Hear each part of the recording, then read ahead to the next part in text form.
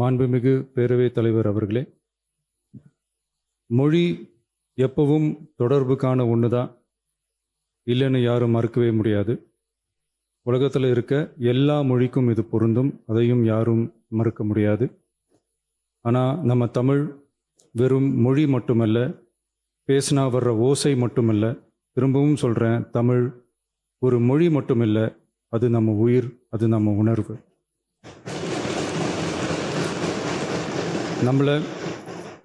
நம்மளை பெற்ற தாயை அம்மானு சொல்கிறப்பெல்லாம் பாசமும் சொந்தமும் நம்மளை அறியாமலே உயிரா உறவா உணர்வா தானா உள்ளுக்குள்ளே தோணும்ல.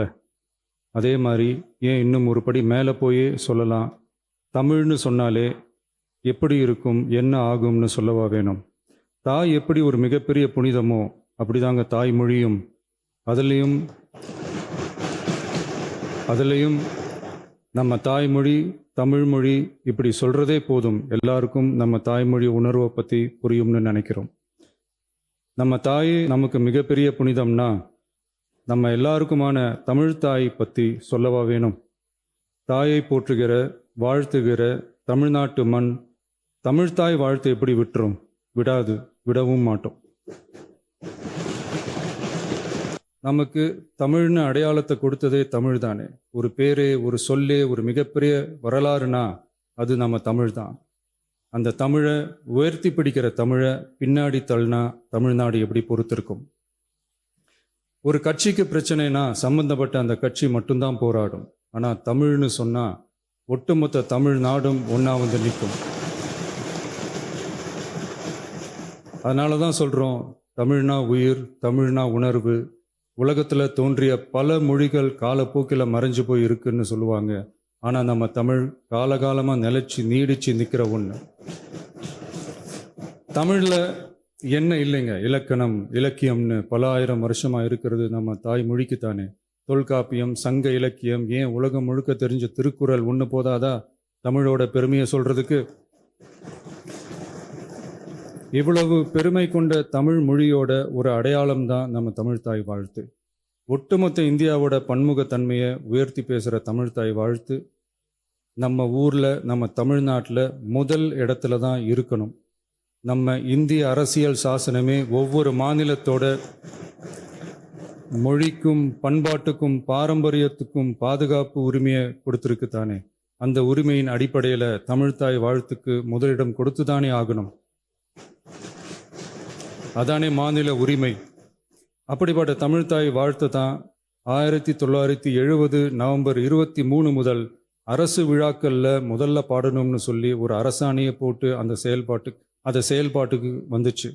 அதுக்கப்புறம் 2021 டிசம்பர் 17 முதல் மாநில பாடலா அங்கீகாரம் வழங்கப்பட்டுச்சு. அனைத்து கல்வி நிறுவனங்கள், பல்கலைக்கழகங்கள், அரசு அலுவலகங்கள், பொதுத்துறை நிறுவனங்கள் உள்ளிட்ட பொது அமைப்புகளோட நிகழ்ச்சிகளில் தமிழ்தாய் வாழ்த்து கட்டாயம் பாடப்படணும்னு அரசாணையும் இருக்கு. 2026 ஜனவரி மாதம் 28 ஒன்றிய அரசோட கடிதத்தில் அரசு விழாக்களில் பின்பற்ற வேண்டிய சில நடைமுறைகள் வெளியிடப்பட்டது. அந்த ஆணையில் மாநில பாடல் பற்றி எந்த வழிமுறையும் இல்லாமல் இருந்துச்சு. நம்ம அரசு பொறுப்பேற்றதும் கடந்த மே மாதம் 27 மாண்புமிகு பிரதமர் அவர்களுக்கு மாநில பாடல்களுக்கு உரிய அங்கீகாரம் வேண்டும்னும், ஒன்றிய அரசு வெளியிட்ட ஆணைக்கு திருத்தம் வெளியிடணும்னும், மாநில விழாக்களில் தமிழ்தாய் வாழ்த்த முதல்ல பாடுறதுக்கான உரிய வழிமுறைகளை வகுக்க வேண்டும்னு சொல்லி கடிதம் எழுதியிருந்தோம். அதை தொடர்ந்து போன ஜூலை மாதம் 9 கடிதத்தில் மாநில பாடல் பாடப்படுவது பற்றி இருந்துச்சு. ஆனால் நம்ம தமிழ்நாட்டில் 1970களில் இருந்து தமிழ்தாய் வாழ்த்து எல்லா அரசு நிகழ்ச்சிகள்லையும் கல்வி நிறுவனங்கள்லையும் தமிழ்தாய் வாழ்த்து முதல்ல பாடுறது ஒரு மரபாவே இருக்கு. அதுக்கான அரசாணையும் இருக்கு.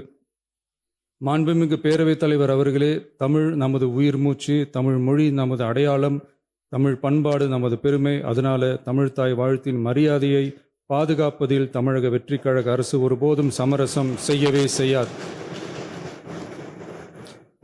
தமிழ்தாய் வாழ்த்தை முதலில் பாடுவது அரசியல் அமைப்பிற்கும் இந்திய ஒற்றுமைக்கும் எதிரானதில்லை, மாறா வேற்றுமையில் ஒற்றுமைன்ற இந்தியாவோட உயர்ந்த கொள்கையை வெளிப்படுத்துறது.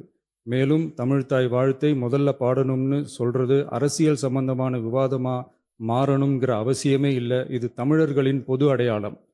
நம்மை வேறுபடுத்துவதல்ல, ஒன்றிணைப்பது. மாண்புமிகு பேரவைத் தலைவர் அவர்களே, தமிழ்த்தாய் வாழ்த்தின் கண்ணியத்தையும் தமிழின் தொன்மையையும் தமிழர் பண்பாட்டின் பெருமையையும் பாதுகாக்கும் இந்த உயரிய பணியில் இந்த சட்டமன்ற பேரவையில் உள்ள அனைத்து உறுப்பினர்களும் கட்சி வேறுபாடுகளை மறந்து ஒன்றிணைந்து அனைத்து கல்வி நிறுவனங்கள், பல்கலைக்கழகங்கள், அரசு அலுவலகங்கள், பொதுத்துறை நிறுவனங்கள் உள்ளிட்ட பொது அமைப்புகளின் நிகழ்ச்சிகளிலும் தமிழ்த்தாய் வாழ்த்து கட்டாயமாக முதலில் பாடப்பட வேண்டும் என்று கொண்டுவரப்படும் இந்த தீர்மானத்திற்கு அனைவரும் ஆதரவு வழங்க வேண்டும் என கேட்டுக்கொள்கிறேன்.